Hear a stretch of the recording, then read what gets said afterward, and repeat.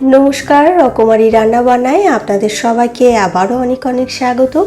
আমার আজকের রেসিপি কুমড়োর পকোড়া। আপনারা তো অনেক ধরনের পকোড়াই খেয়েছেন, chicken pakora, egg pakora, veg pakora. এই কুমড়োর পকোড়া অবশ্যই একবার খেয়ে দেখবেন বন্ধুরা। এই কুমড়োর পকোড়া খেতে কিন্তু অসাধারণ হয়, আর বানানো ভীষণই সহজ, আর খুব কম উপকরণে হয়েও যায়। তো চলুন বন্ধুরা, দেখে নেওয়া যাক আমার এই ভিডিওটিতে কিভাবে আমি কুমড়োর পকোড়া বানাই। পুরো ভিডিওটা শেষ পর্যন্ত দেখার অনুরোধ রইল। কুমড়োর পকোড়া বানানোর জন্য এখানে আমি 200 গ্রাম পরিমাণ কুমড়ো একদম মিহি করে গ্রেট করে নিয়েছি। এই কুমড়োর পকোড়া বানানোর জন্য একদম মিহি করে গ্রেট করতে হবে কুমড়োটা। আর কুমড়োটা গ্রেট করার আগে কুমড়োটা আমি খুব ভালো করে ধুয়ে নিয়েছি দুবার, তারপরে গ্রেট করেছি। এবার আমি এখানে কিছু উপকরণ অ্যাড করে দেব। প্রথমেই আমি এখানে অ্যাড করে দিলাম পেঁয়াজ কুচি। এখানে আমি একটা ছোট সাইজের পেঁয়াজ মিহি করে কুচিয়ে রেখেছিলাম, সেটা অ্যাড করলাম।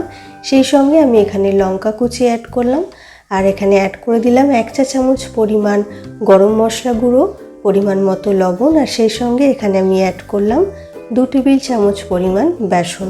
এবার এই সমস্ত উপকরণ দিয়ে কুমড়োটা খুব ভালো করে মাখিয়ে নেব। আমি কিন্তু এই মিশ্রণে একটু জল অ্যাড করব না।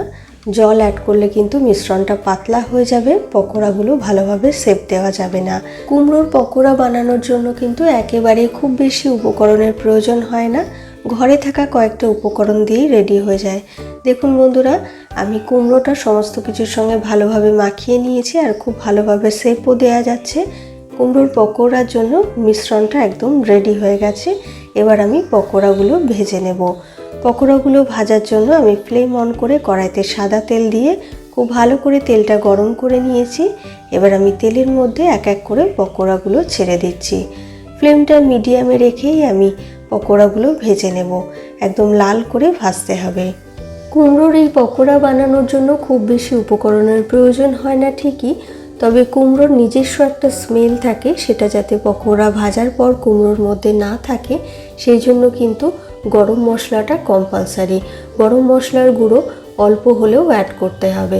আপনারা এটা অবশ্যই খেয়াল রাখবেন, যখন এই রেসিপিটা বাড়িতে ট্রাই করবেন গরম মশলার গুঁড়োটা কিন্তু অ্যাড করবেন।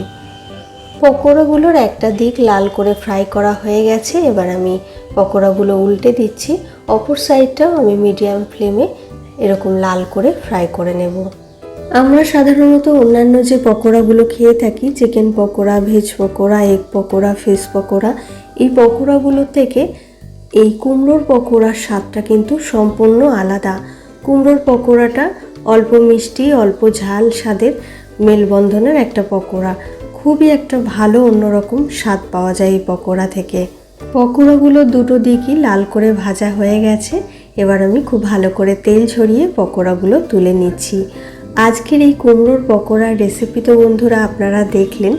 তো আজকের এই কুমড়োর পকোড়ার রেসিপি যদি আপনাদের ভালো লেগে থাকে অবশ্যই বাড়িতে একবার ট্রাই করে খেয়ে দেখবেন। আজকের এই কুমড়োর পকোড়ার রেসিপি আপনাদের কেমন লেগেছে অবশ্যই আমাকে কমেন্ট বক্সে কমেন্ট করে জানাবেন। আর ভিডিওটা যদি ভালো লেগে থাকে একটা লাইক করে দেবেন, আর আমার চ্যানেলটিকে সাবস্ক্রাইব করে পাশের বেল বাটনটা প্রেস করে রাখবেন। তাহলে আমি যখনই আমার চ্যানেলে কোনো নতুন ভিডিও আপলোড করব আপনাদের কাছে নোটিফিকেশান পৌঁছে যাবে। ফিরে আসবো আবার একটা নতুন রেসিপির ভিডিও নিয়ে। আপনারা ভালো থাকবেন, সুস্থ থাকবেন। নমস্কার।